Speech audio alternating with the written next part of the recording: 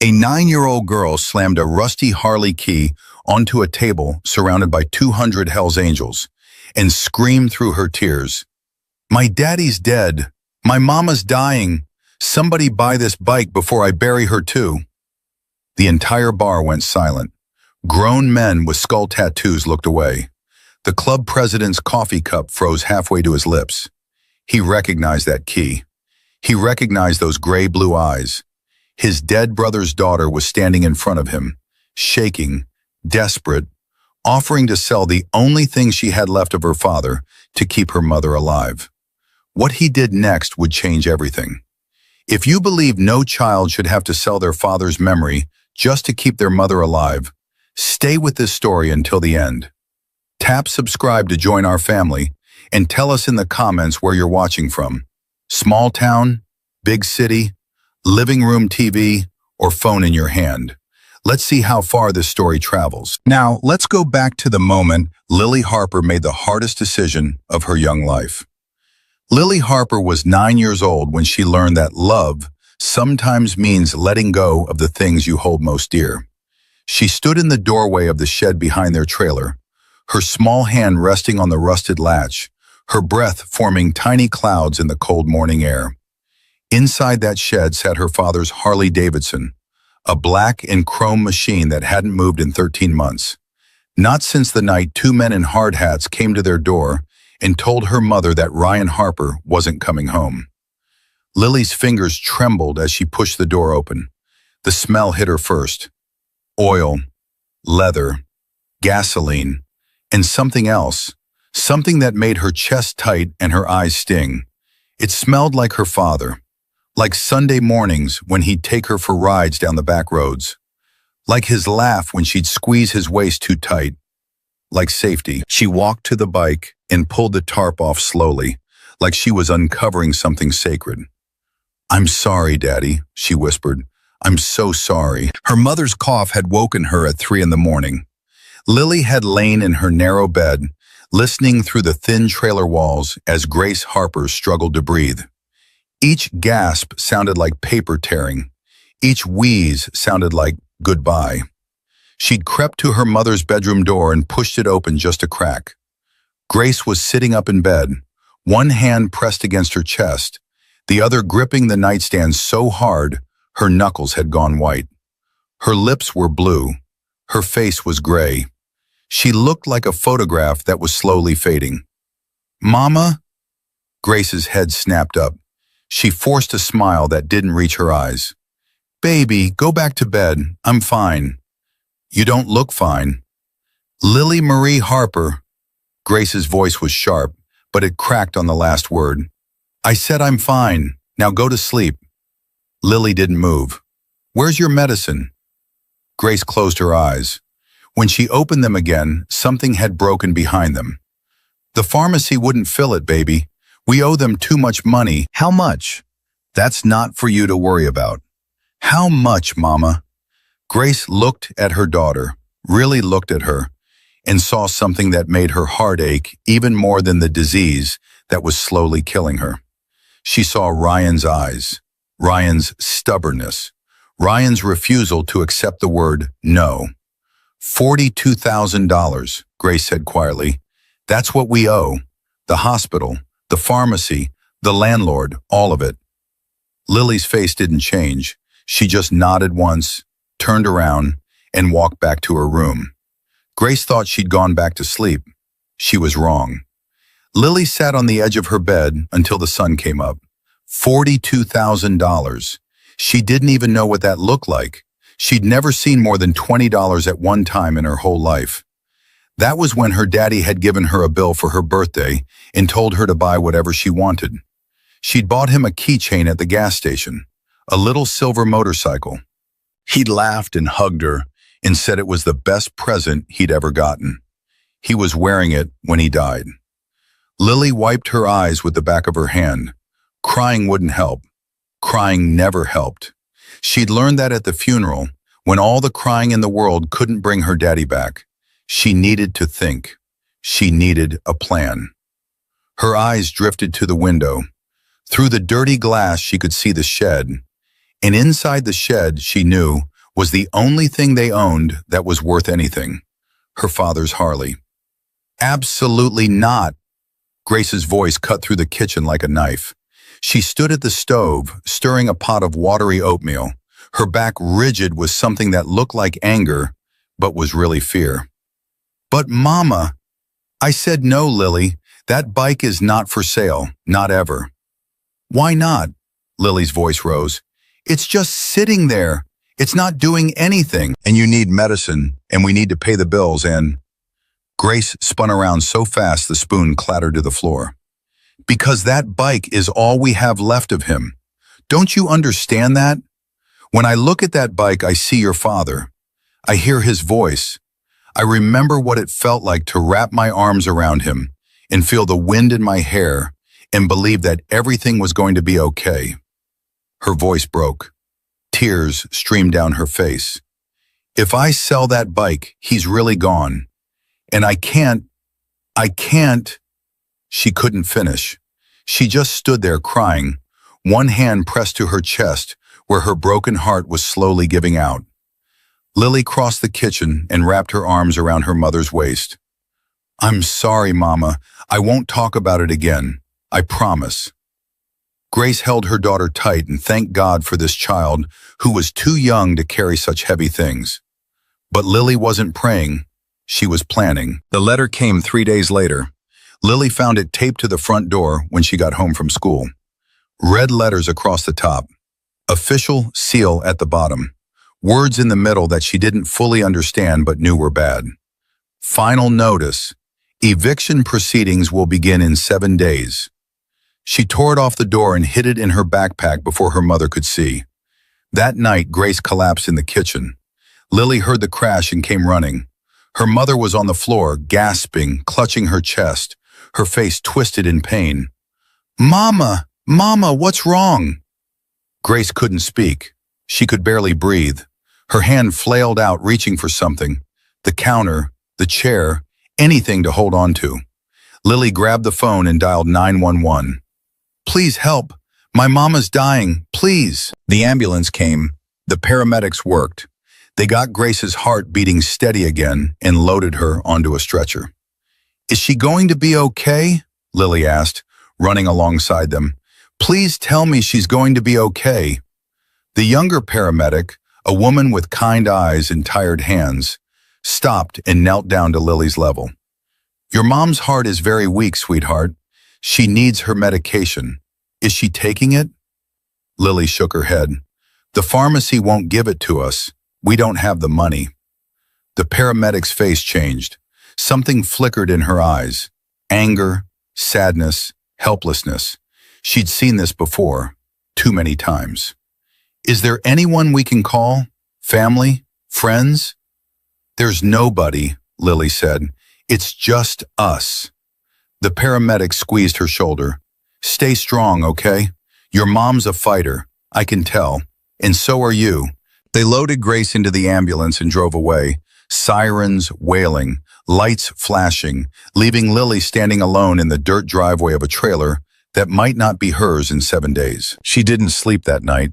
She sat in the dark, thinking about everything her father had ever told her.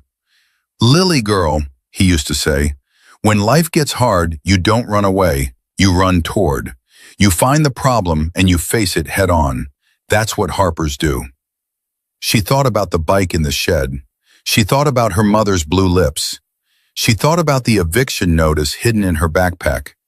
And somewhere around 3 a.m, she made her decision. The hospital released Grace the next afternoon with a bottle of pills. A 1-week supply, they said, because that's all they could give her without payment. 1 week, Lily asked the nurse. What happens after 1 week? The nurse, a heavy woman with glasses and a clipboard, didn't meet her eyes. She'll need to work something out with the billing department. What if she can't? The nurse finally looked at her, and in that look, Lily saw the truth. The cold, hard, unfair truth that nobody wanted to say out loud. I'm sorry, honey. I really am. Grace was too weak to walk on her own. Lily helped her into the car that a neighbor had reluctantly agreed to loan them for the day. Baby, Grace said, her voice thin as paper. "We're going to be okay. God will provide." Lily nodded, but she was done waiting for God. That evening, she found the title. She'd watched her mother hide things for years. The important papers always went in the same place, a shoebox in the closet behind the winter blankets. She waited until Grace fell asleep, then crept to the closet and pulled out the box. She took the title and tucked it inside her coat. Then she went to the shed. The key hung on a nail by the door.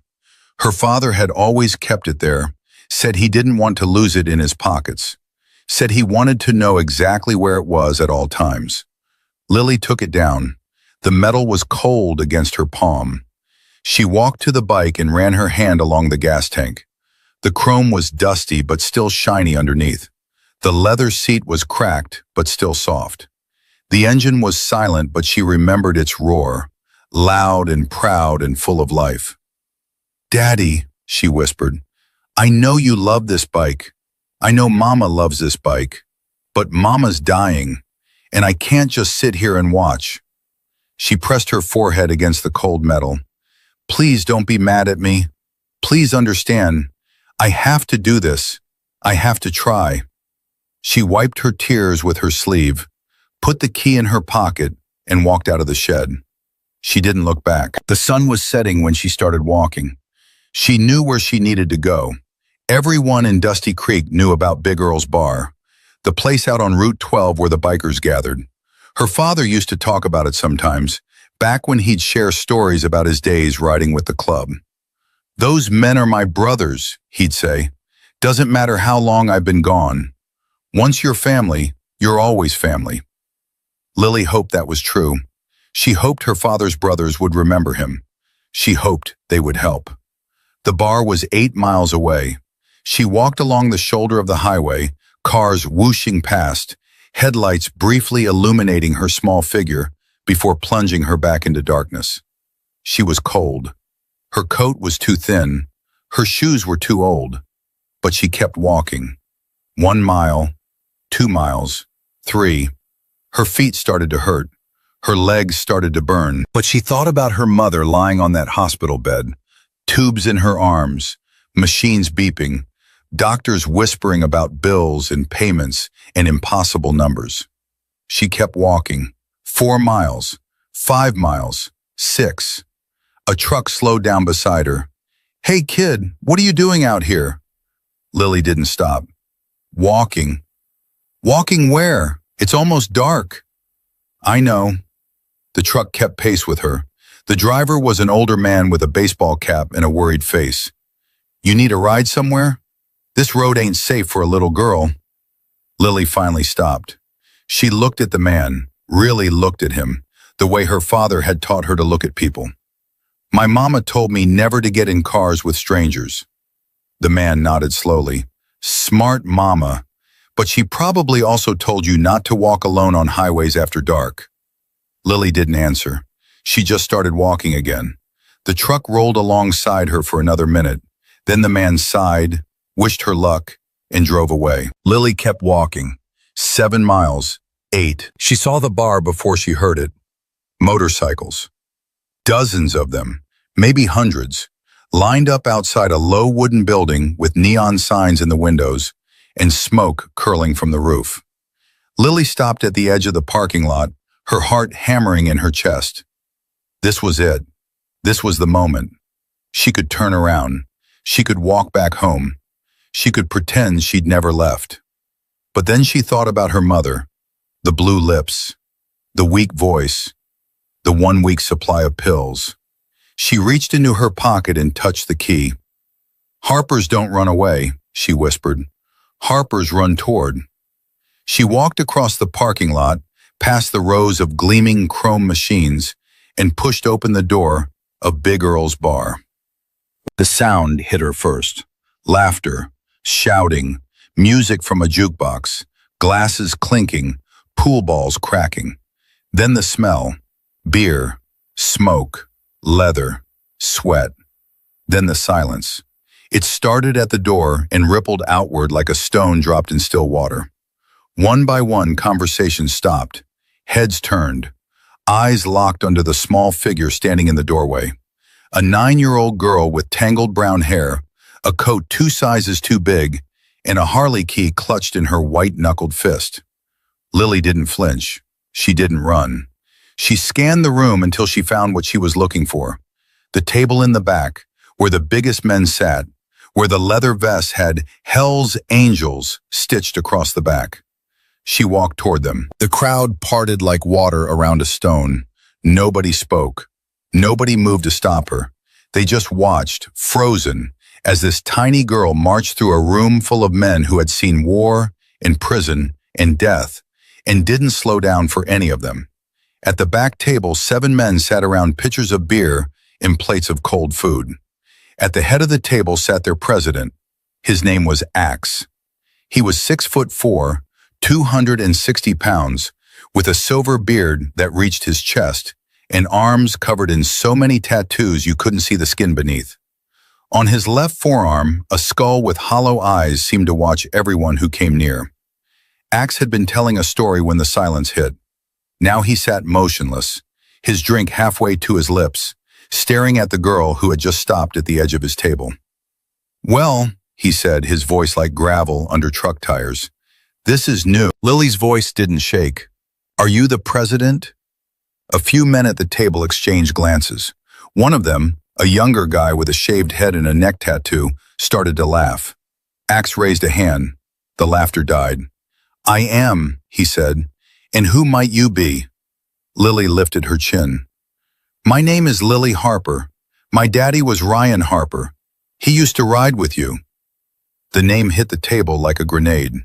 Axe's face changed. The man beside him, an older biker with gray streaks in his beard, sucked in a sharp breath. The shaved head guy stopped smiling. "Ryan Harper," Axe repeated slowly. "I haven't heard that name in a long time." "He died," Lily said. 13 months ago. Explosion at the refinery." Axe set his glass down. "I heard about that. I'm sorry, kid. Your daddy was a good man." "He was the best man." Lily's voice cracked for the first time, but she swallowed hard and kept going. "And now my mama's dying too. Her heart's bad, real bad. The hospital says she needs medicine, but we can't pay for it. We owe $42,000, and the landlord's going to kick us out, and I don't know what to do."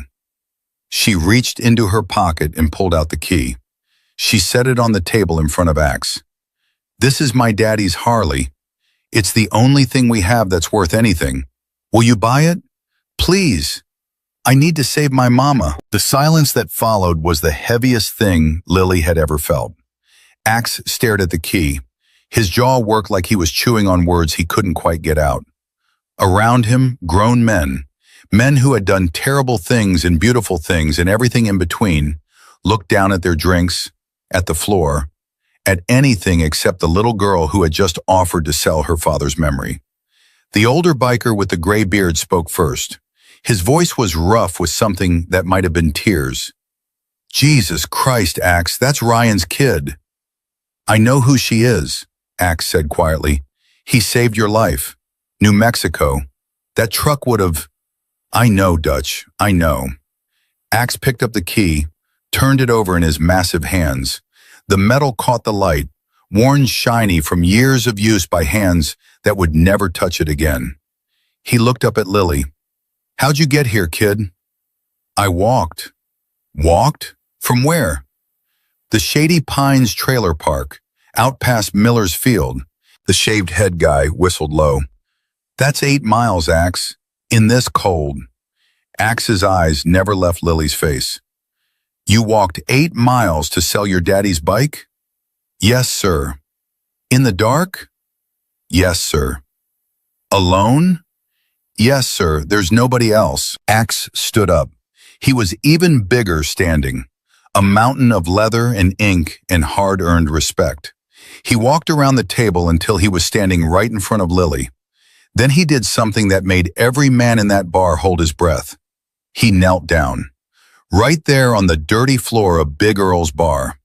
The president of the Hells Angels got on his knees so he could look a 9-year-old girl in the eyes. "Lily Harper," he said, "I want you to listen to me very carefully. Can you do that?" Lily nodded. Your daddy and I rode together for 5 years. He was one of the best men I ever knew. Loyal, brave, honest. He left the club because he wanted to give you and your mama a better life. And I respected him for that, even though it hurt to see him go. Axe's voice dropped lower. One night in New Mexico, a truck came out of nowhere. It would have killed me. But your daddy, he pushed me out of the way. He took the hit instead, spent 3 weeks in the hospital, never complained once. You know what he said when I asked him why he did it? Lily shook her head. He said, because that's what brothers do. Axe pressed the key back into Lily's hand. We're not buying this bike, sweetheart. Lily's face crumpled. But I don't have anything else. You didn't let me finish. Axe put his hand on her shoulder. We're not buying this bike because that bike belongs to your daddy, and your daddy was our brother, which means you don't owe us a damn thing, which means your mama doesn't owe us a damn thing, which means whatever you need, medicine, money, a roof over your head, you're getting it. Tonight. No charge, no debt, no questions. He reached into his vest and pulled out a thick roll of cash. He put it in her hands.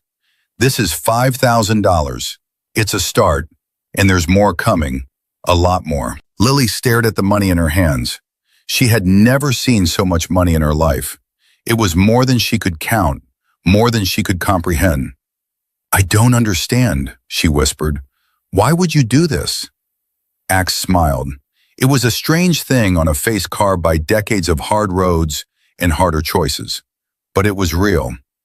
Because your daddy would have done it for us. And because family isn't just blood, kid. Family is who shows up when everything goes to hell and stays until it gets better. He stood up and turned to face the room. Listen up. How many of you remember Ryan Harper? Hands went up across the bar. A lot of hands. Ryan's widow is sick. His daughter just walked 8 miles in the cold to try to sell his bike to save her.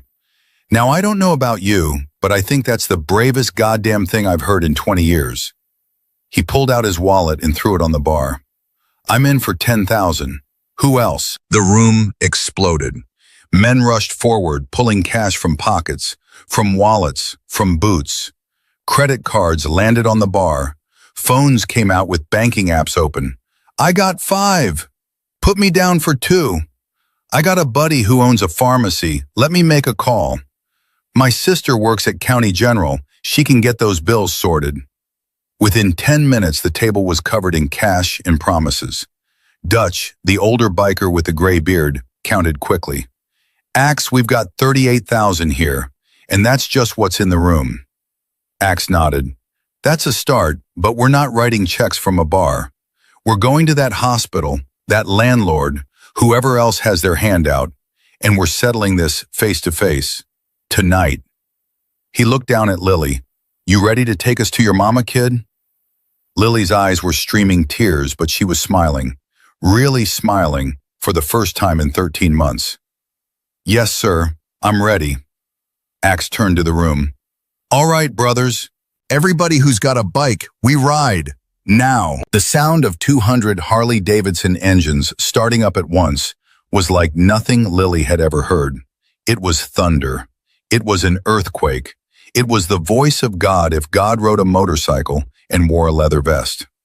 Axe lifted Lily onto the back of his own bike, a massive black machine that seemed to growl with barely contained power. Hold on tight, he said, and don't let go. Lily wrapped her arms around his waist, feeling the leather of his vest against her cheek, smelling oil and smoke, and something that reminded her of her father. The convoy rolled out of the parking lot and onto the highway, a river of chrome and leather stretching back as far as Lily could see. She thought about her mother lying on that worn couch, struggling to breathe, believing she was all alone. We're coming, Mama, Lily whispered into the wind. We're coming, and we're not alone anymore. The engines roared, the night swallowed them up, and somewhere in a forgotten trailer park at the edge of a dying Texas town, Grace Harper heard thunder in the distance and didn't know yet that her whole life was about to change. The thunder grew louder. Grace Harper pushed herself up from the couch, her hand pressed against her chest, where her heart fluttered like a trapped bird. She moved to the window on legs that felt like they belonged to someone else. Her breath came in short, painful gasps.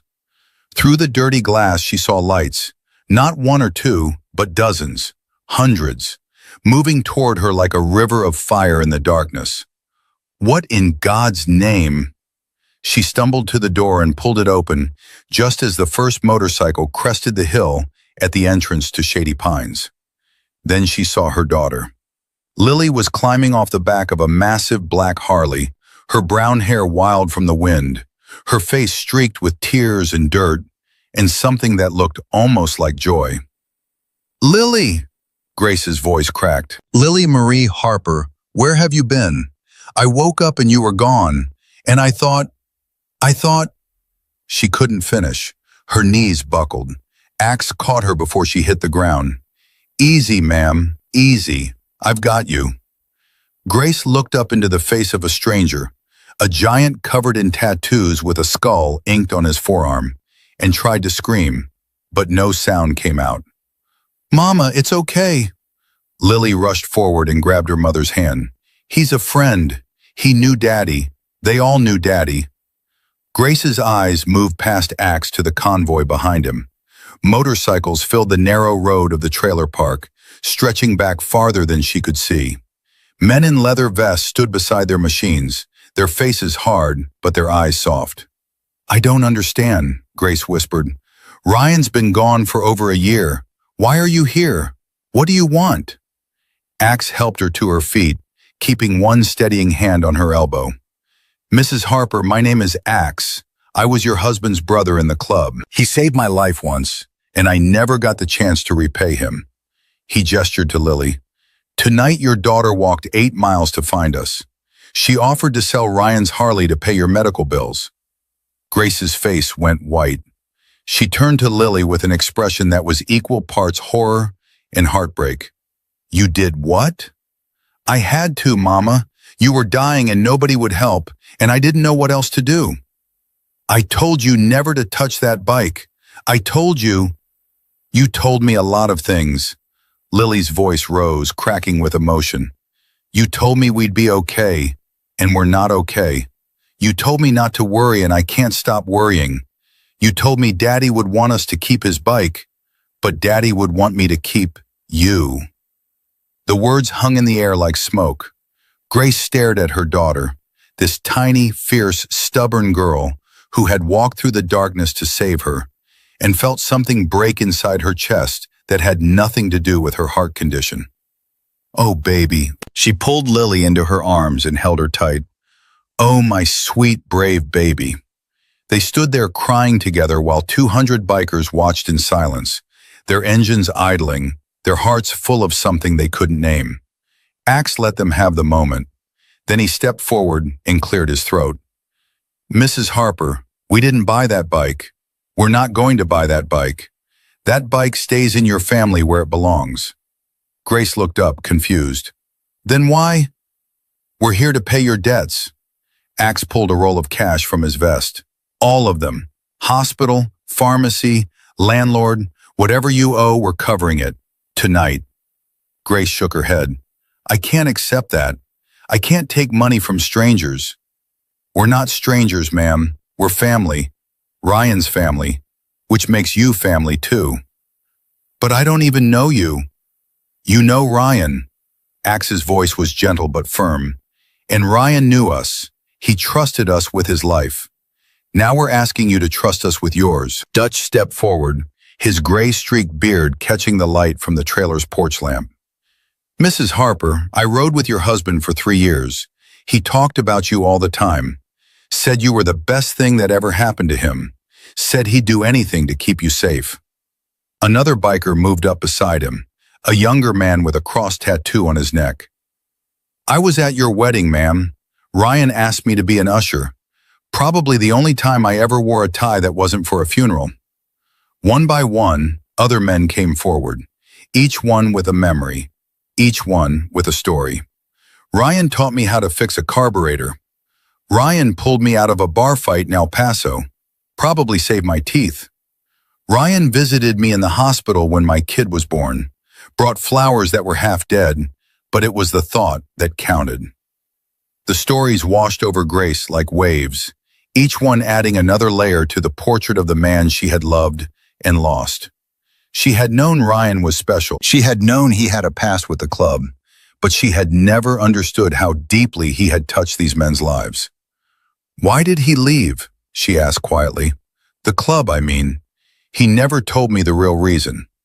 Axe smiled. "Because of you, ma'am, and because of her." He nodded toward Lily. "He said he wanted to build something that would last. A family, a home, something more than just the road. He said he wanted Lily to have choices he never had," Dutch added. "Said he didn't want her growing up thinking leather and chrome were the only things that mattered." Grace wiped her eyes. "He was a good man." "The best," Axe agreed, "and good men deserve to have their families taken care of. So please, Mrs. Harper, let us do this, not as charity, as respect." Grace looked at Lily. Her daughter's eyes were red and swollen, but there was hope in them. Real hope, for the first time in months. "Okay," Grace whispered. "Okay." Axe turned to his brothers. "All right, listen up. We've got work to do. Dutch, take 10 men to County General. Find whoever's in charge of billing and make them understand that Mrs. Harper's account is paid in full. I don't care if you have to wake up the hospital administrator himself." Dutch nodded and started selecting his team. "Preacher." Axe pointed to a tall man with a shaved head and a Bible verse tattooed across his knuckles. "You know the pharmacies around here? There's a 24-hour place on Route 9. Good. Take 5 brothers. Get Mrs. Harper's prescriptions filled. Whatever she needs, however much she needs. Pay cash and don't take no for an answer." Preacher was already moving. "The rest of you," Axe surveyed the crowd. "I need volunteers to stay here. Guard the trailer. Make sure nobody comes around with any more eviction notices or threatening letters." Hands went up across the parking area. "What about the landlord?" someone called out. Axe's jaw tightened. "I'll handle the landlord personally. But first," he turned back to Grace. "Ma'am, when's the last time you ate a real meal?" Grace blinked. I don't remember. That's what I thought." He looked at a heavy-set biker with a bandana wrapped around his head. "Tiny, what's still open at this hour?" "There's a diner about 2 miles back, Rosie's. She keeps the kitchen open late." "Get over there. Order enough food to feed an army, and tell Rosie to put it on my tab." Tiny grinned and headed for his bike. Lily tugged on Axe's sleeve. "Mr. Axe, what about my daddy's bike? The one in the shed?" Axe knelt down to her level.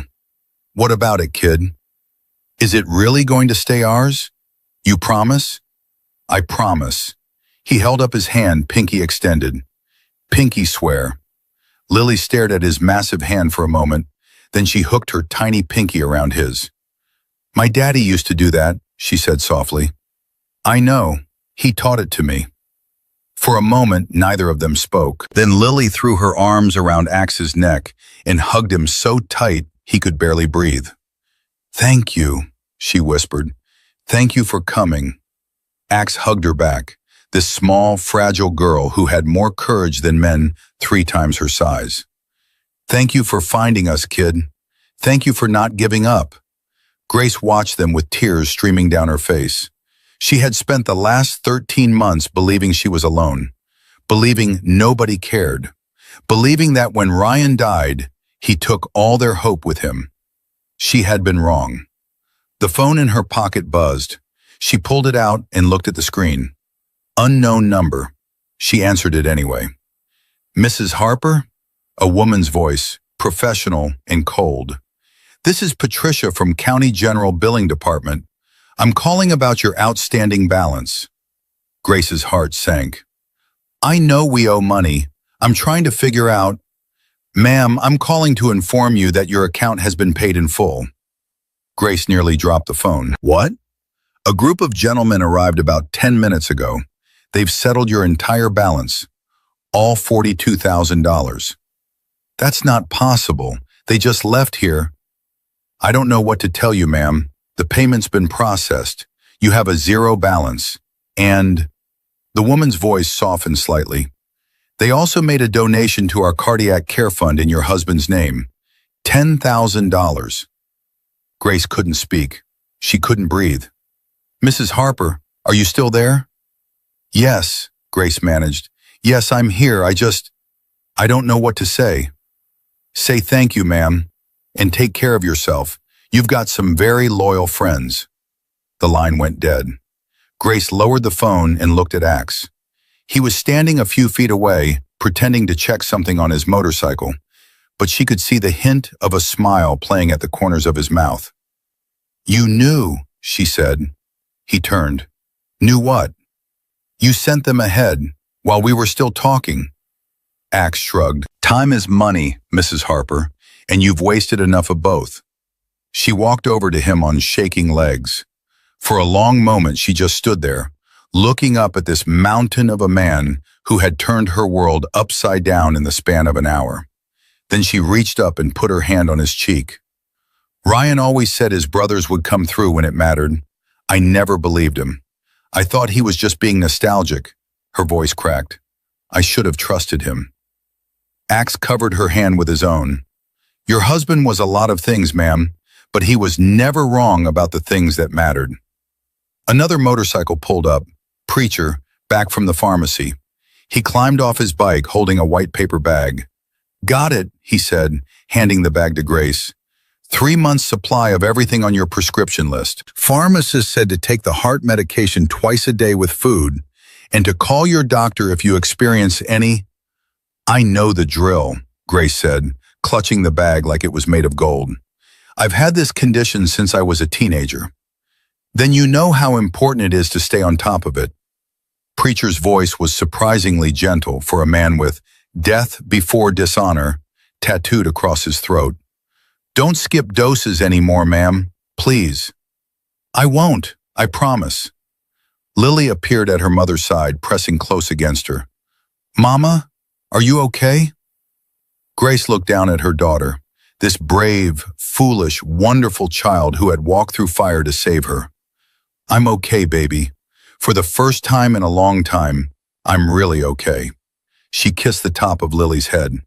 But we're going to have a very long talk about sneaking out of the house in the middle of the night. I know, Mama. And about keeping secrets from me. I know. And about walking 8 miles on a highway in the dark. Lily winced. I'm probably grounded forever, huh? At least forever, maybe longer. But Grace was smiling as she said it, and Lily was smiling back. Tiny returned with enough food to feed a small army. Burgers, fries, fried chicken, mashed potatoes, biscuits, pie. The bikers spread it out on the hood of an old pickup truck, and everyone gathered around, eating with their hands, laughing, telling stories about Ryan in the old days. Lily sat on an overturned milk crate, a burger in one hand and a biscuit in the other, watching these rough men joke and tease each other like kids at a birthday party. They're not scary at all, she said to Dutch, who had settled beside her. I thought they'd be scary. Dutch chuckled. We get that a lot. The leather and the tattoos tend to make people nervous. My daddy had tattoos. He sure did. Got his first one the same night I got mine. We were 19 years old and dumb as rocks. Dutch held out his forearm, showing her a faded eagle with spread wings. See this? Your daddy designed it. Said it represented freedom. Lily traced the eagle with her finger. Do you miss him? Dutch's smile faded. Every day, kid. Every single day. Me too. They sat in silence for a moment, sharing a grief that needed no words. Across the makeshift gathering, Axe pulled Grace aside. There's one more thing we need to handle tonight, he said quietly. The landlord. Grace's face hardened. Doug Whitman. He owns half the trailers in this park. He's been threatening to evict us for months. I know. Lily told me about the notice on your door. I didn't want her to see that. I thought I'd hidden it. Kids see more than we give them credit for, ma'am. Grace nodded slowly. Doug's not a bad man, exactly, just hard. His wife left him a few years back, took everything. He's been bitter ever since. Doesn't give him the right to kick a widow and her daughter out into the street. No, it doesn't. Axe glanced at his watch. He lives nearby? About a mile from here, yellow house on Oak Street. You can't miss it. It's the only one with a for sale sign that's been up for 3 years. I'll pay him a visit, settle things. Axe, Grace grabbed his arm. Please don't hurt him. I know he's been awful, but… Mrs. Harper, Axe's voice was calm. I'm not going to hurt anyone. Those days are behind me. I just want to have a conversation. Man to man. Grace studied his face for a long moment. Then she released his arm. Be careful. Doug keeps a shotgun by the door. I'll keep that in mind. Axe whistled sharply. 3 bikers looked up from their food. Razor, Bull, Deacon, you're with me. We've got a landlord to visit. The 3 men set down their plates and moved toward their bikes without a word. Lily ran over and grabbed Axe's hand. Can I come? Absolutely not, but I want to see. What you want is to stay here with your mama and eat your dinner. Axe softened his voice. You've done enough tonight, Lily Harper. More than enough. Let the grown-ups handle this part. Lily wanted to argue, but something in Axe's eyes told her this wasn't a negotiation. Okay, she said reluctantly, but you'll come back, right? You promise? I promise, and Harpers don't break promises. He winked at her. Neither do we. He climbed onto his Harley, kicked the engine to life, and roared off into the darkness with 3 brothers at his back. Grace put her arm around Lily and held her close. Do you think he'll be okay? Lily asked. Grace watched the taillights disappear around the corner of the trailer park. I think, she said slowly, that Doug Whitman is about to have the most interesting night of his life. The bikers who remained behind continued eating and laughing, filling the night with sounds of life and warmth that this trailer park hadn't heard in far too long. And somewhere on Oak Street, Doug Whitman was about to open his door to find out exactly what it meant to threaten a Hells Angels brothers family. Doug Whitman was on his 3rd whiskey when he heard the engines. He set down his glass and listened. The sound grew louder, closer, until it seemed to shake the very walls of his small yellow house. Then it stopped, right outside his door. Doug's hand moved instinctively toward the shotgun leaning against the wall. A knock. 3 heavy thuds that rattled the doorframe. Who's there? Doug called out, his voice steadier than he felt. Name's Axe. I'm here to talk about the Harper family. Doug's grip tightened on the shotgun. He knew that name. Everyone in Dusty Creek knew about the Hells Angels. They passed through town twice a year, spending money at the gas stations and diners, never causing trouble but never inviting conversation either. I got nothing to say about the Harpers, Doug shouted back. They owe me 4 months' rent. That's business, not personal. Then let's talk business. Open the door. I don't have to open anything. This is my property. You're trespassing. There was a pause. Then Axe's voice came again, calmer this time, almost gentle. Mr. Whitman, I'm not here to threaten you. I'm not here to hurt you. I just want to have a conversation.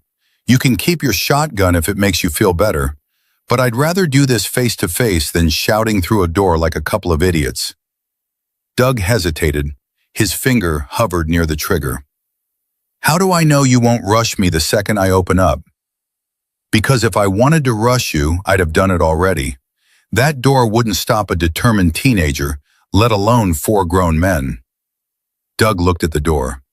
It was old, thin, held together by paint and habit more than anything structural. The man had a point. Fine, Doug said, but I'm keeping the gun up. Fair enough. Doug unlocked the deadbolt and pulled the door open, the shotgun raised to his shoulder. Axe stood on the porch, hands at his sides, palms open. Behind him, 3 other bikers waited by their motorcycles, making no move to approach. Evening, Mr. Whitman, Axe said. Mind if I come in? Yeah, I mind. Say what you have to say right here. Doug's jaw tightened. And what if I don't agree to that? Then we'll have a problem. Is that a threat? It's a fact. Axe's voice didn't change. No anger, no aggression, just certainty. But I'm hoping it won't come to that because I'm also here to pay you. He reached slowly into his vest, making sure Doug could see every movement, and pulled out an envelope. 12 months' rent, paid in full, cash. Doug stared at the envelope like it might bite him. Why would you do that? Because Grace Harper is a widow raising a daughter alone. Her husband was my brother. He died doing honest work, trying to provide for his family. And now his wife is sick, his kid is scared, and the world keeps kicking them while they're down. Axe held out the envelope. I can't bring Ryan back, but I can make sure his family has a roof over their heads. And I can ask you, man to man, to show a little compassion. Doug didn't take the envelope. His eyes narrowed. Compassion? You think I'm some kind of monster? I've got bills too. I've got a mortgage. I've got property taxes that go up every year while everything else goes down. The Harpers aren't the only ones struggling. I'm sure that's true. Damn right it's true. My wife left me 3 years ago, took everything except this house, and I'm still paying her lawyer bills. Every time someone doesn't pay their rent, that comes out of my pocket. You think I enjoy evicting people? You think I wake up in the morning excited to ruin someone's day? Axe said nothing. He just listened. Doug's voice cracked. I used to be a decent man. I used to help my tenants when they fell behind. But you help one person, word gets around, and suddenly everybody's got an excuse. Everybody's got a sad story. And meanwhile, the bank's calling me, and the county's calling me, and I'm drowning just like everyone else. He lowered the shotgun slightly.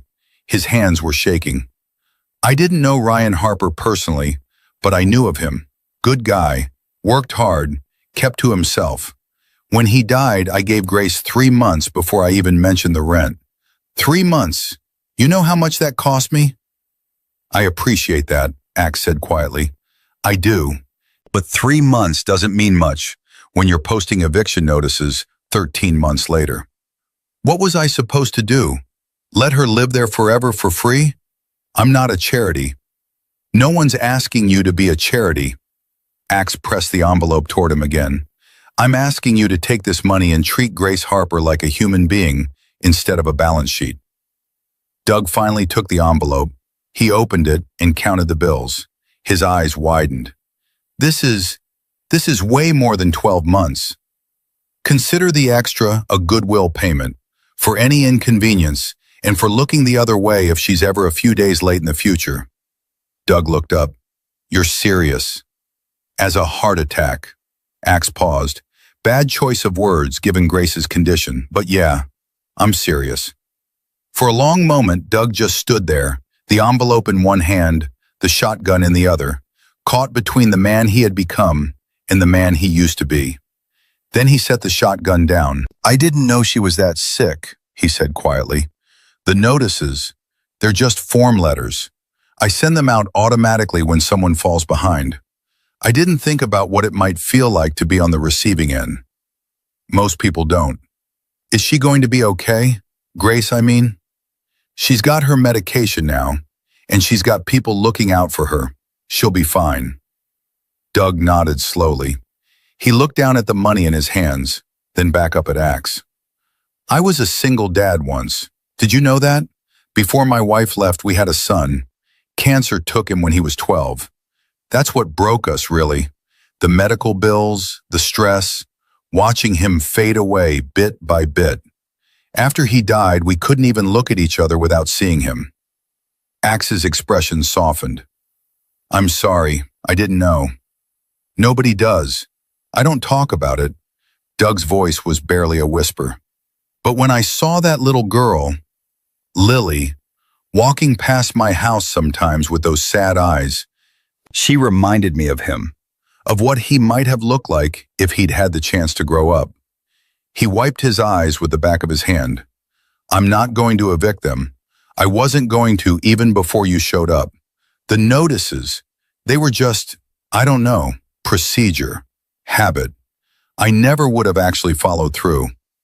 Then why send them at all? Doug laughed bitterly. Because it's easier to be the bad guy than to admit you're just as lost as everyone else. Axe studied the man in front of him, the slumped shoulders, the red-rimmed eyes, the house that was slowly falling apart around him, just like his life. Mr. Whitman, can I ask you something? Sure. When's the last time you had someone to talk to, really talk to? Doug thought about it. I don't remember. Axe reached into his vest again and pulled out a card. There's a group that meets at the Baptist Church on Maple Street every Tuesday night. Men who've lost people. Men who are trying to figure out how to keep going. I used to go myself after my brother died in 2009. Doug took the card. You? Me. Turns out even big scary bikers need help sometimes. Axe allowed himself a small smile. You should check it out. Might find that you're not as alone as you think. Doug looked at the card for a long moment. Then he tucked it into his shirt pocket. I'll think about it. That's all I'm asking. Axe turned to leave, then stopped. One more thing. Next time you send a letter to one of your tenants, maybe pick up the phone first. Ask how they're doing. You might be surprised how much a little kindness can change things. Doug nodded slowly. I'll try. Good man. Axe walked back to his motorcycle. The other 3 bikers were already mounted and ready to go. Everything okay, boss? Razor asked. Yeah, everything's fine. Axe swung his leg over the seat and started the engine.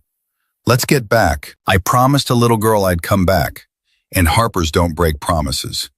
The 4 bikes roared to life and pulled away from the yellow house on Oak Street, leaving Doug Whitman standing in his doorway with an envelope full of cash and a business card that might just save his life.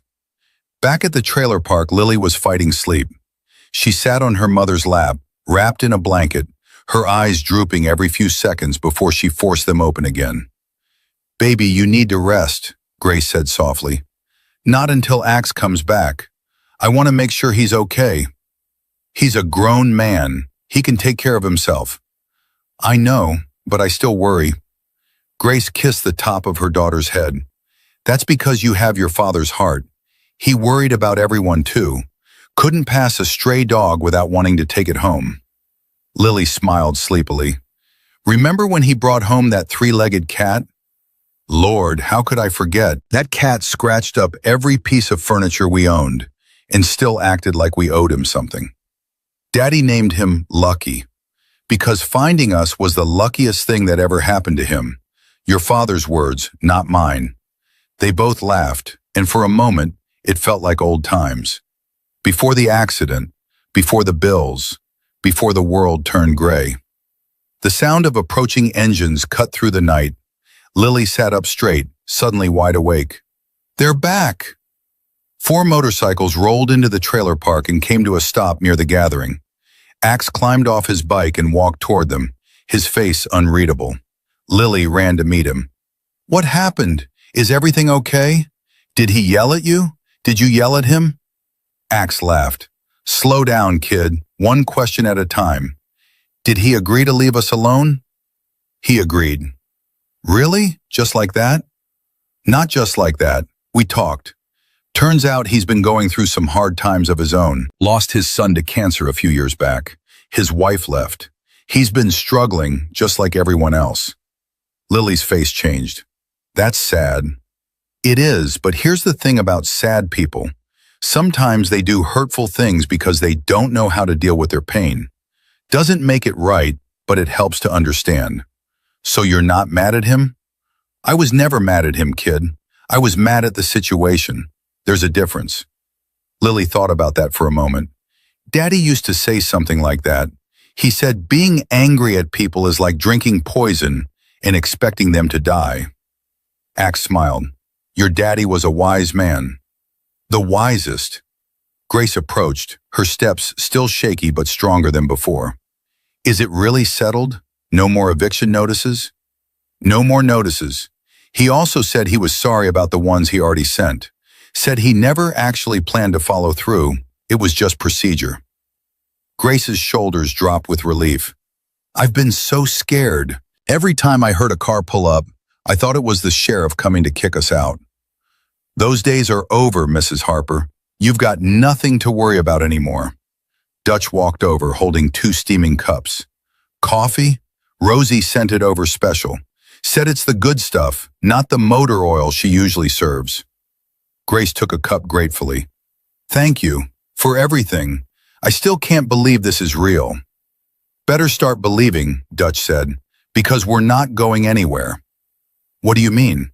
Axe exchanged a look with Dutch, some silent communication passing between them. Mrs. Harper, we've been talking, the boys and me. We know you've been managing everything on your own since Ryan passed, and we know that can't have been easy. It hasn't, Grace admitted. Well, we want to help, not just tonight, but going forward. We want to make sure you and Lily have everything you need. Food, medicine, repairs around the house, whatever. Grace shook her head. I can't ask you to do that. You've already done so much. You're not asking, we're offering. There's a difference. But why? I don't understand why you're doing all this for people you barely know. Axe set down his coffee cup. Can I tell you something about your husband, Mrs. Harper? Something he probably never told you? Grace nodded slowly. When Ryan joined the club, he was 17 years old. Kid had nothing. No family, no home, no future. He was sleeping in a bus station when we found him. Dutch here was the one who brought him in. Dutch nodded. Scrawny little thing. Looked like a strong wind would knock him over. We took him in, Axe continued. Gave him a place to sleep. Taught him how to ride. Showed him what it meant to be part of something bigger than yourself. And over the years, he became one of the best men I ever knew.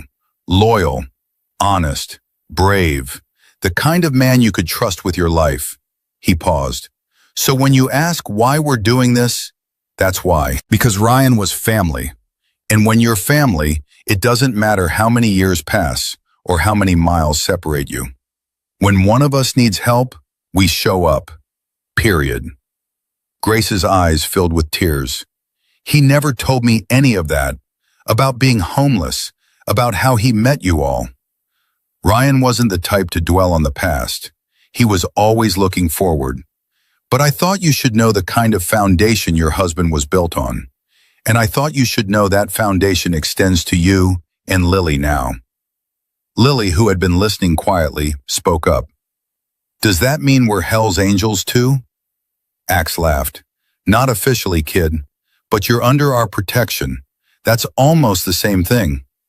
Cool, Lily grinned. Wait until I tell the kids at school. Maybe don't lead with that, Dutch suggested. Teachers tend to get nervous about that sort of thing. The group laughed, and the tension that had been building all night finally began to dissolve. As the night wore on, the bikers gradually began to leave. Engines started up one by one, each rider passing by to say goodbye before rumbling off into the darkness. By midnight, only Axe and Dutch remained. We should let you get some sleep, Axe said. It's been a long day. Grace nodded.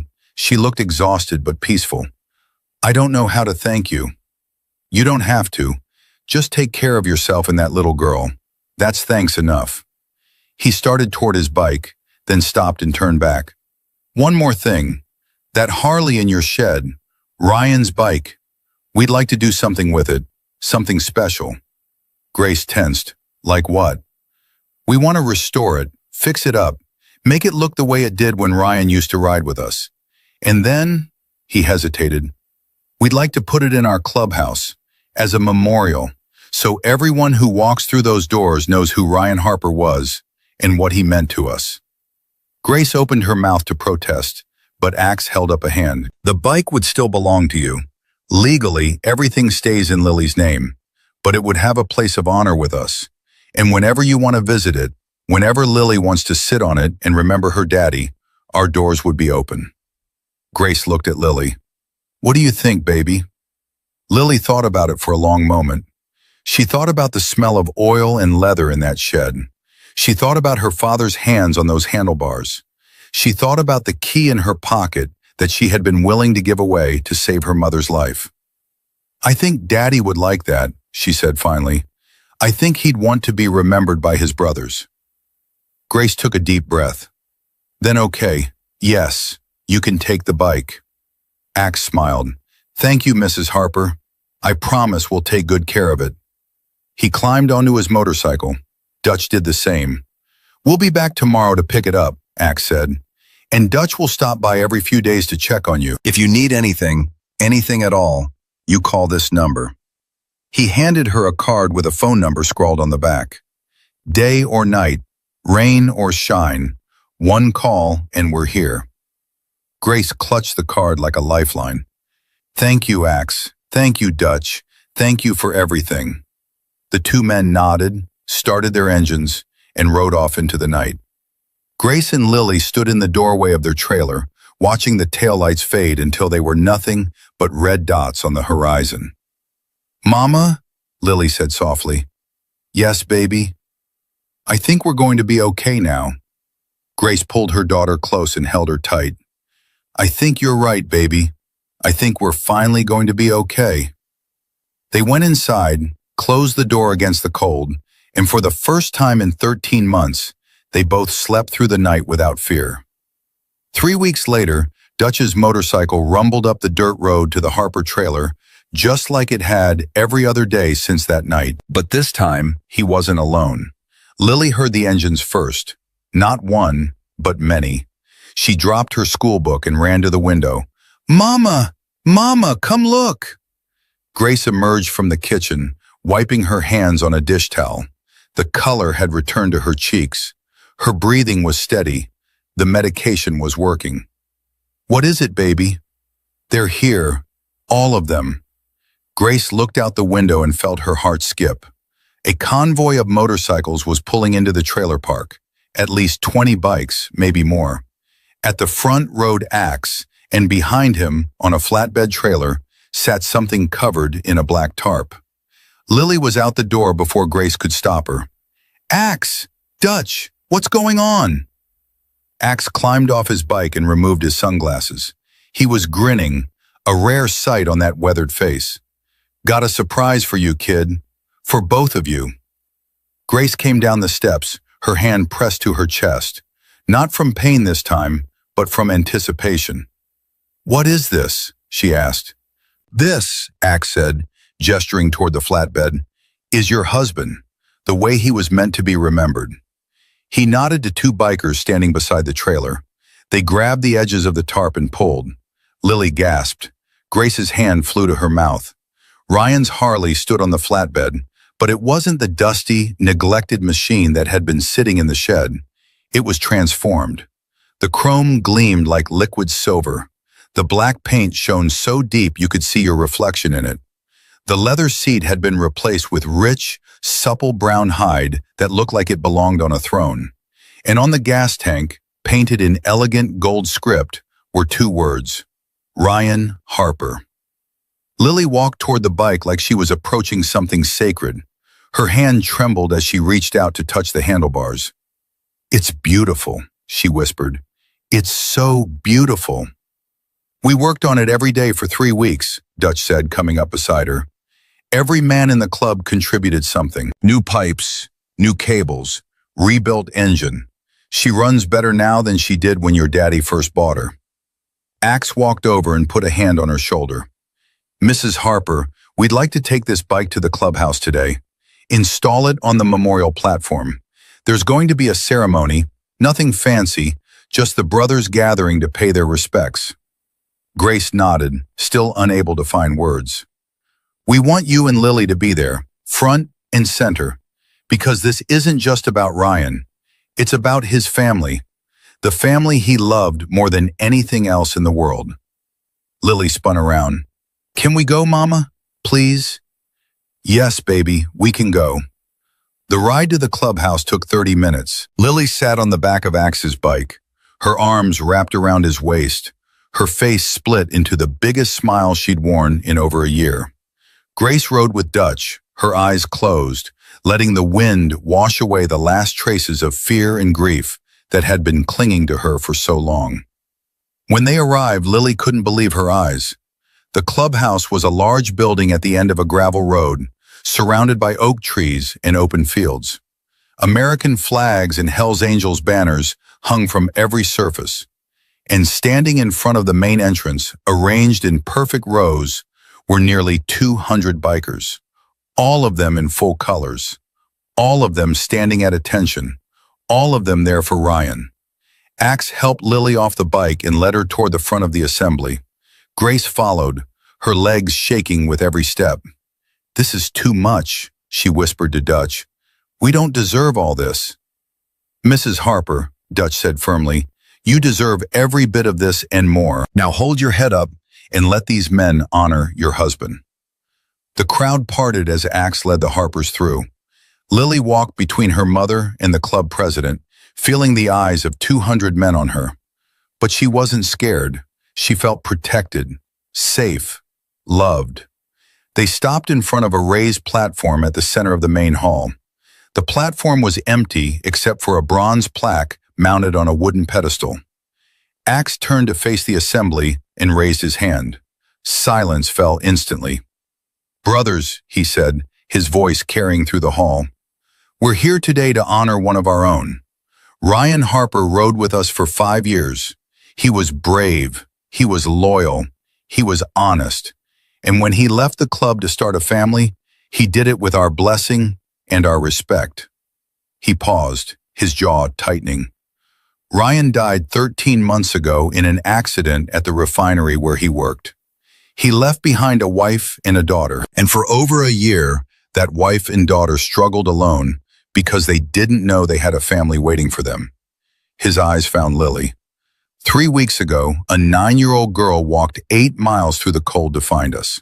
She came to this club, a place most people are afraid to even drive past, and she offered to sell her father's Harley to pay her mother's medical bills.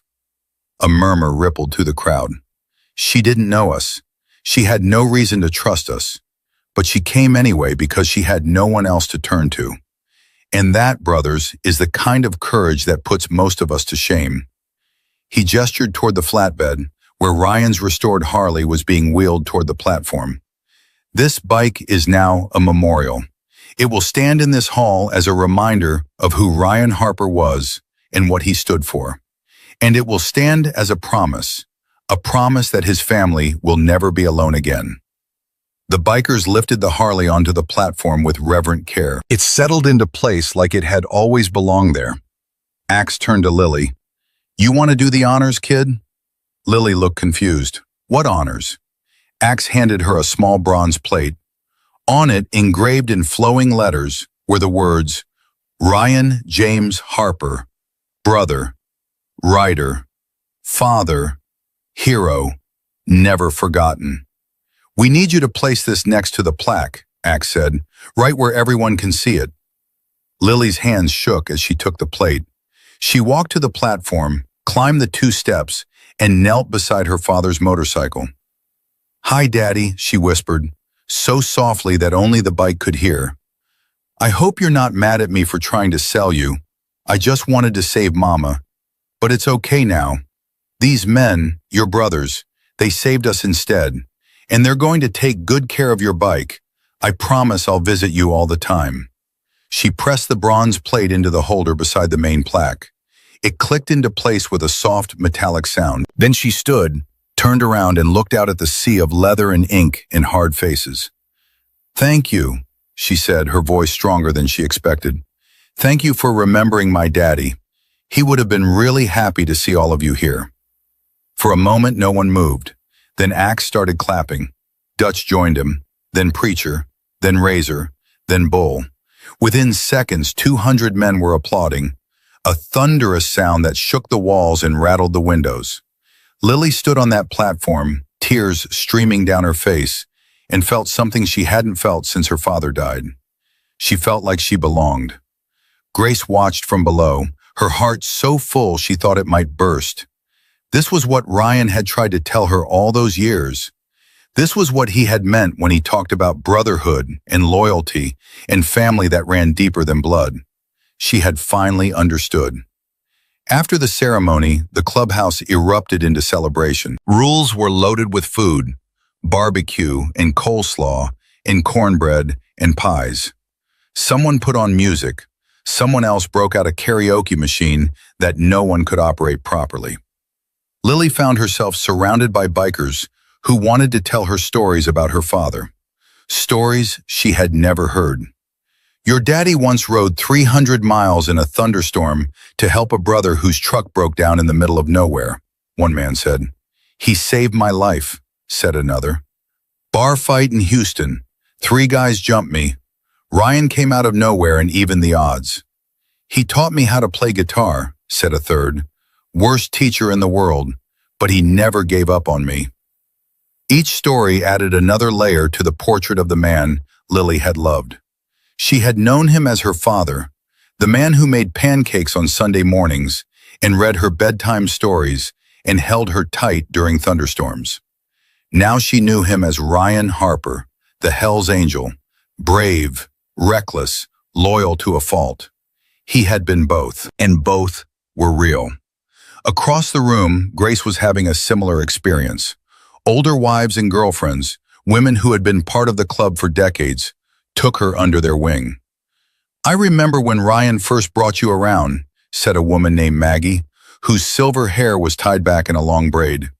He was so nervous, kept asking us if we thought you'd fit in. Grace laughed. I had no idea, he seemed so confident. All an act. That man was head over heels from the moment he met you. Used to talk about you constantly. Grace said this. Grace did that. Grace is the most beautiful woman in the world. We got sick of hearing about it, honestly. He never told me any of that. Men never do. They think showing too much emotion makes them weak. Idiots, all of them. Maggie smiled warmly. But he loved you, Grace, more than anything. And he would have been so proud of that little girl of yours. Grace looked across the room, where Lily was sitting on a biker's shoulders, laughing as he pretended to be a horse. She's braver than me, Grace said quietly. She walked 8 miles in the cold to save my life. I couldn't even get out of bed most days. Maggie took her hand. That's not weakness, honey. That's grief. And grief hits everyone differently. What matters is you're standing here now. You survived. And that little girl? She didn't get her courage from nowhere. She got it from you. Grace's eyes welled with tears. Thank you, Maggie, for everything. Don't thank me yet. You're family now, which means you're stuck with us. We can be pretty annoying. Both women laughed. As the afternoon wore on, Axe found Lily sitting alone by her father's motorcycle, her hand resting on the gas tank. Penny for your thoughts, kid. Lily looked up. I was just thinking about what Daddy would say if he could see all this. What do you think he'd say? Probably something like, don't scratch the paint. Axe laughed, a deep, genuine sound that surprised even him. You know what? You're probably right. Your daddy was particular about that bike. Lily smiled. He used to let me help him wash it, gave me my own sponge and everything, said I was his official assistant. Sounds about right. They sat in comfortable silence for a moment. Axe? Lily said finally. Yeah, kid? Are you going to forget about us? After today, I mean. Everyone's being so nice right now, but what happens when things go back to normal? What happens when you have other stuff to worry about? Axe turned to face her fully. His expression was serious. Lily Harper, I want you to listen to me very carefully. Do you see that plaque next to your daddy's bike? Lily nodded. It says, never forgotten. That's not just words. That's a promise. And Hell's Angels don't break promises. But how can you be sure? People say things all the time and then they forget. They get busy. They move on. Axe reached into his vest and pulled out a small leather pouch. He handed it to Lily. Open it. Lily untied the strings and looked inside. There was a silver ring with the Hell's Angels logo engraved on the face.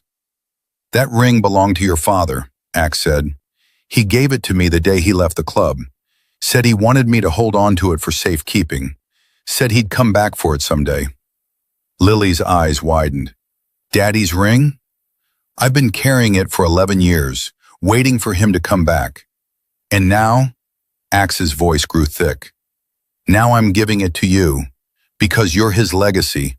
You're the reason he left, the reason he worked so hard, the reason he got up every morning and tried to be a better man. He closed Lily's fingers around the pouch. As long as you have that ring, you have proof that Ryan Harper was real, that he mattered, that he was loved. And as long as you have that ring, you have us. Forever.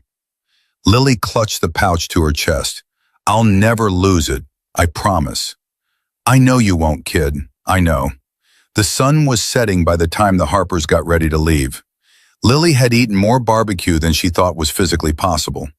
Grace had laughed more than she had in months. Both of them felt lighter somehow, like they had set down a burden they hadn't even realized they were carrying. Dutch pulled his bike up to the front door. Ready to go home? Grace nodded. More than ready. It's been a long day. Good long or bad long? Good long. Definitely good long. Axe walked over to say goodbye. He hugged Lily first. A quick, gruff embrace that said more than words could. You take care of yourself, kid, and take care of your mama. I will. Then he turned to Grace. Mrs. Harper, it's been an honor, truly. The honor's been mine, Axe, and please, call me Grace. He smiled. Grace, then. You've got my number. You need anything, day or night, you call. I will, thank you, for everything. She climbed onto the back of Dutch's bike. Lily got on behind her, sandwiched between her mother and the old biker with the gray-streaked beard. Hold on tight, Dutch said. Both of you. They held on. The bike roared to life and pulled away from the clubhouse, joining the line of motorcycles heading back toward Dusty Creek. Behind them, Ryan Harper's Harley stood on its memorial platform, gleaming under the soft lights of the clubhouse. The bronze plaque caught the last rays of the setting sun. Never forgotten. And somewhere, somehow, Lily was certain her daddy was smiling. The weeks that followed brought more changes than Lily could count. Dutch showed up every few days, just like he promised. Sometimes he brought groceries. Sometimes he brought tools to fix things around the trailer. Sometimes he just brought himself, sitting at the kitchen table with Grace, drinking coffee and talking about nothing in particular. Other bikers came too. Preacher mowed the lawn without being asked.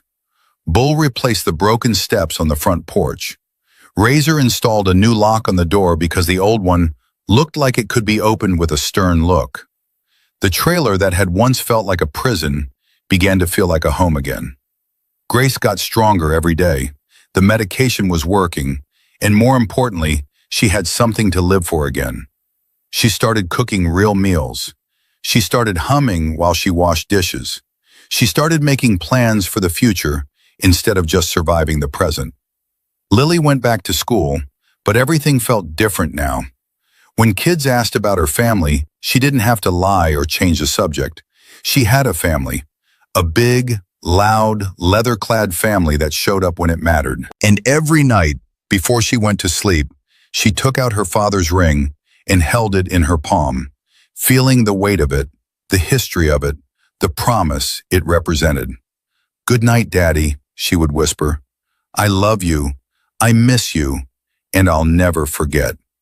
Then she would tuck the ring under her pillow and drift off to sleep, dreaming of open roads and chrome machines and a man who had loved her more than life itself.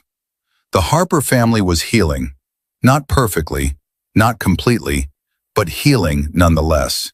And they weren't doing it alone. 10 years passed faster than anyone expected. Lily Harper stood in front of the mirror in her small apartment, adjusting the collar of her nursing scrubs. She was 19 years old now, tall, strong, with her father's gray-blue eyes and her mother's stubborn chin. Her phone buzzed on the dresser. She picked it up. "Hey, Mama." "Hey, baby, you nervous?" "A little. First day at the hospital. What if I mess up?" Grace laughed on the other end of the line. "You won't mess up. You've been preparing for this your whole life." "What if I freeze? What if someone needs help and I just stand there like an idiot?" "Lily Marie Harper, listen to me. You walked 8 miles through the cold when you were 9 years old to save my life. You stood in front of 200 bikers and asked for help when most adults would have run away. You are the bravest person I know. A hospital full of sick people is nothing compared to that. Lily smiled despite her nerves. Thanks, Mama. Now get going. You're going to be late. And call me tonight to tell me everything. I will. Love you. Love you more. Lily hung up and took one last look in the mirror. Pinned to her scrubs just above her heart was a small silver pin shaped like a motorcycle. Dutch had given it to her on her 18th birthday. For good luck, he'd said, his voice gruff as always, and to remind you where you come from. She touched the pin, took a deep breath, and walked out the door. The hospital was overwhelming at first, machines beeping, people rushing, voices calling codes and room numbers and medication dosages. Lily felt like she was drowning in a sea of white coats and urgent footsteps. But she remembered what Axe had told her years ago, on the day she graduated high school. When life gets loud, kid, you find the one thing you can control. Focus on that. Everything else is just noise. She found her supervisor, a tired-looking woman named Dr. Patricia Coleman, and reported for duty. Harper? Dr. Coleman glanced at her clipboard. You're in the cardiac unit, room 412. Patient's name is Margaret Wilson, 73 years old, heart failure. She's been here for 2 weeks and she's not getting better. Lily's stomach tightened. Cardiac unit, heart failure. The words hit too close to home. Is she going to be okay? Dr. Coleman looked at her with eyes that had seen too much. That depends on a lot of factors. Your job is to keep her comfortable and monitor her vitals. Can you handle that? Yes, ma'am. Good. Get moving. Lily walked to room 412, her heart pounding harder than it had in years. She pushed open the door and saw an elderly woman lying in bed, connected to machines that beeped and hummed with mechanical indifference. The woman's eyes were closed. Her skin was pale. Her breathing was shallow. Mrs. Wilson? Lily said softly. The woman's eyes fluttered open. Who's there? My name is Lily. I'm going to be your nurse today. Mrs. Wilson turned her head slowly. Her eyes were cloudy but sharp. You're young. Yes, ma'am. First day on the job. First day? And they gave you me? The old woman laughed weakly. Either you're very good or very expendable. Lily smiled. I'm hoping it's the first one. Me too, sweetheart. Me too. Over the next few hours, Lily fell into a rhythm. Check vitals, adjust medications, record observations, talk to Mrs. Wilson when she was awake, sit quietly when she slept. During one of the quiet moments, Mrs. Wilson spoke. You've got sad eyes, girl. What happened to you? Lily was startled by the directness. Excuse me? Your eyes. They've seen something, lost something. I can always tell. Lily hesitated. She wasn't supposed to share personal information with patients. But something about this woman, something about her tired voice and knowing gaze, made Lily want to be honest. My father died when I was 8, she said quietly, and my mother almost died a year later. Heart problems, like you. Mrs. Wilson nodded slowly. Is that why you became a nurse? Trying to save people like you couldn't save them? The question hit Lily like a punch to the chest. She had never articulated it that way, but the old woman was right. I couldn't save my father, Lily said. He died in an accident.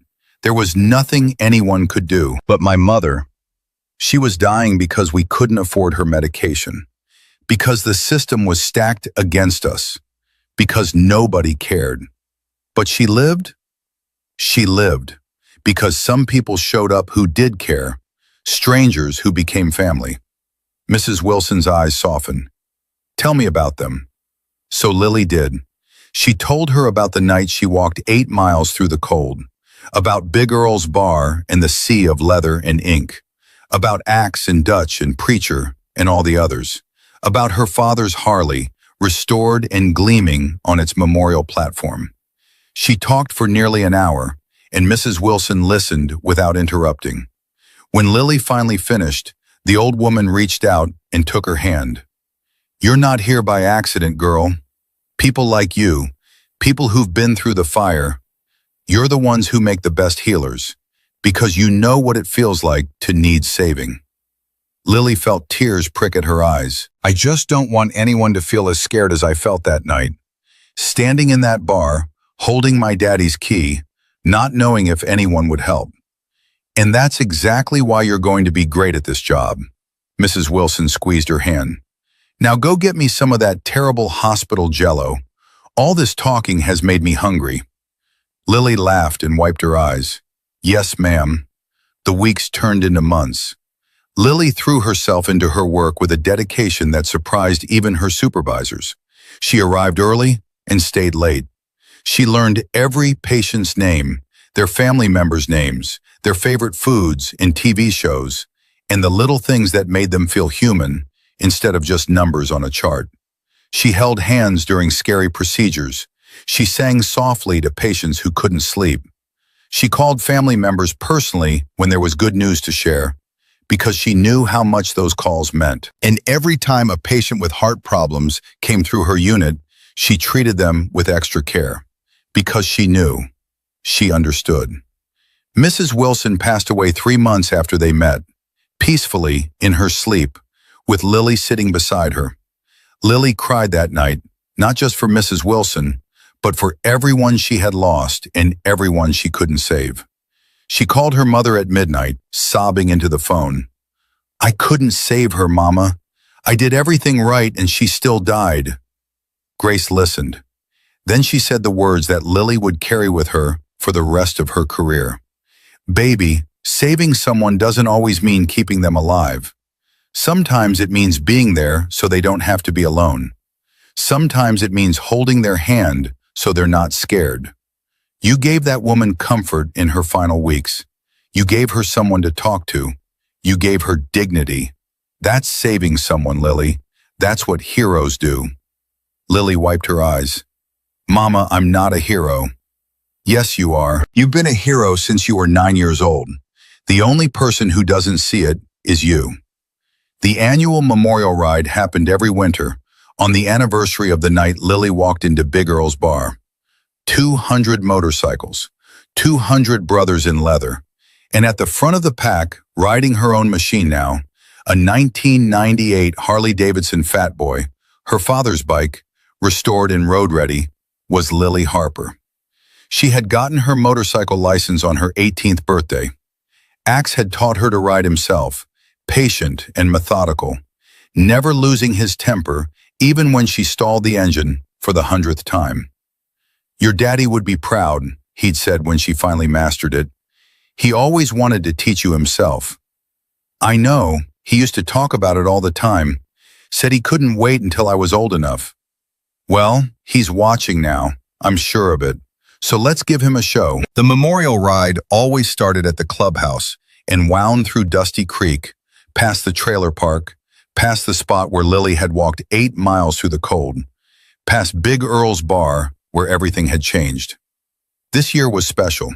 It was the 10th anniversary, and Lily had something she wanted to say. When the convoy stopped at the clubhouse for the ceremony, she asked Axe if she could address the crowd. He looked surprised. You sure, kid? That's a lot of people. I'm sure. There's something I need to tell them. Then the floor is yours. Lily climbed onto the platform next to her father's memorial bike. 200 faces looked up at her, some familiar, some new, all wearing the same leather and carrying the same loyalty. 10 years ago, she began, her voice steady, I walked into a bar full of strangers and asked for help. I was 9 years old. I was scared out of my mind. I had nothing to offer except a key and a broken heart. She paused, letting the memory wash over her. I expected to be turned away. I expected to be laughed at. I expected to walk home with nothing, just like I'd walked there. But that's not what happened. She looked at Axe, at Dutch, at Preacher and Razor and Bull and all the others who had become her family. What happened was a miracle. Not the kind of miracle you see in movies, with angels descending from heaven and light shining through clouds. A different kind. The kind where ordinary people decide to do extraordinary things. The kind where strangers become brothers. The kind where a little girl learns that family isn't about blood, it's about who shows up. Her voice cracked, but she kept going. My daddy was one of you. He rode with you. He laughed with you. He fought beside you. And when he left to start a family, you let him go with love. You didn't forget him. You didn't abandon his memory. And when his daughters showed up at your door, desperate and alone, you didn't turn her away. Tears were streaming down her face now, but she didn't stop. You paid our bills. You fixed our home. You gave us food and medicine and hope. You gave us a reason to keep going when everything felt impossible. And you've been there ever since. Every birthday, every graduation, every hard day and every good day, you showed up. She wiped her eyes with the back of her hand.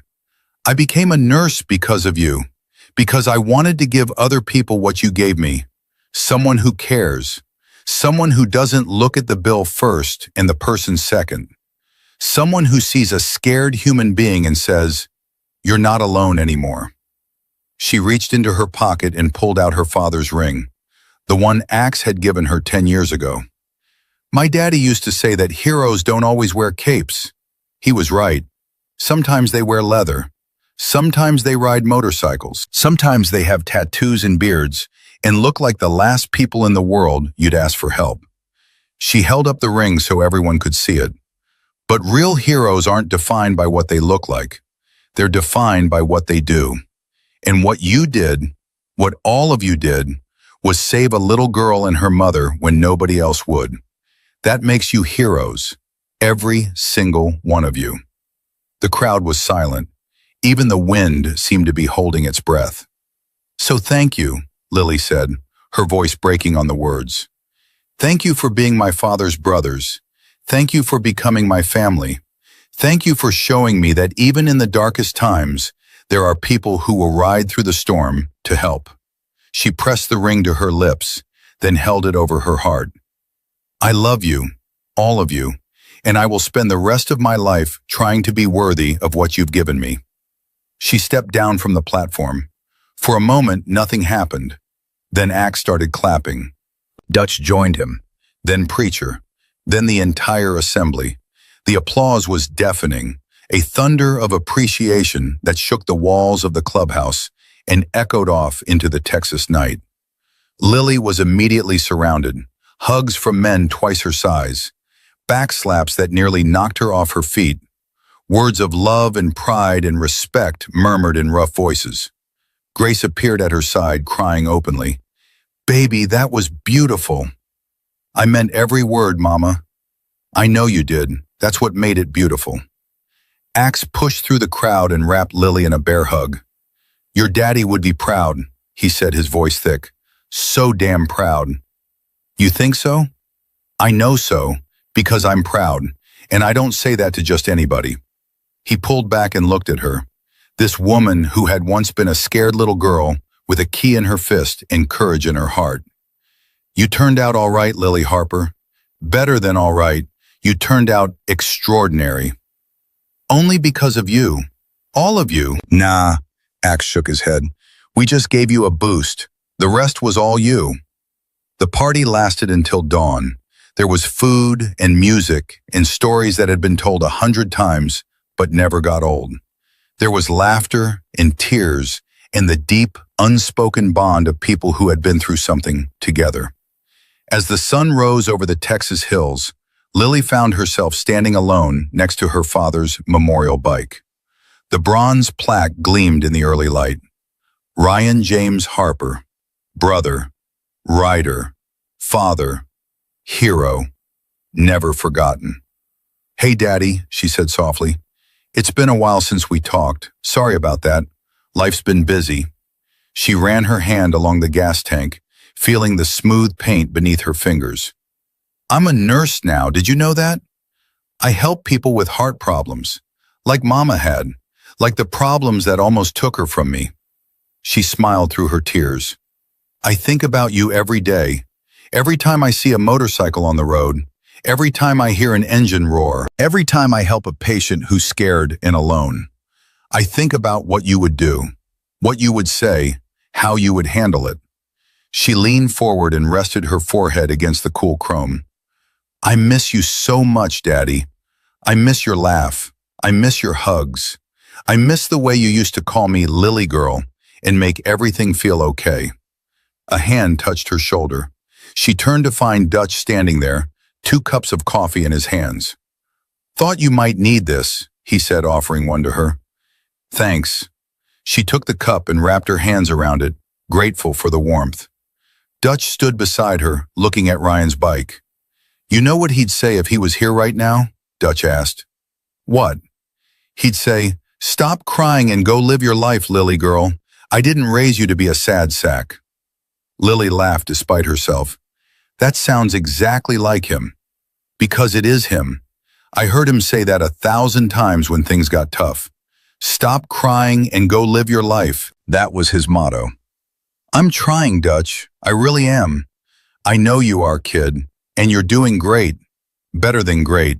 You're doing exactly what he would have wanted. They stood in silence for a moment, watching the sun climb higher. Dutch? Yeah? Do you think he knows? Wherever he is? Do you think he can see what we've become? Dutch thought about it for a long moment, then he nodded. I think he knows, kid. I think he sees everything, and I think he's up there right now, bragging to whoever will listen about his amazing daughter who became a nurse and rides a Harley and stands up in front of 200 bikers to give speeches that make grown men cry. Lily smiled. That does sound like him, because it is him. He never shut up about you when he was alive. I can't imagine death would change that. They finished their coffee as the clubhouse came alive behind them. Brothers starting their bikes, heading home after a long night, ready to return to their lives until the next time the family was called together.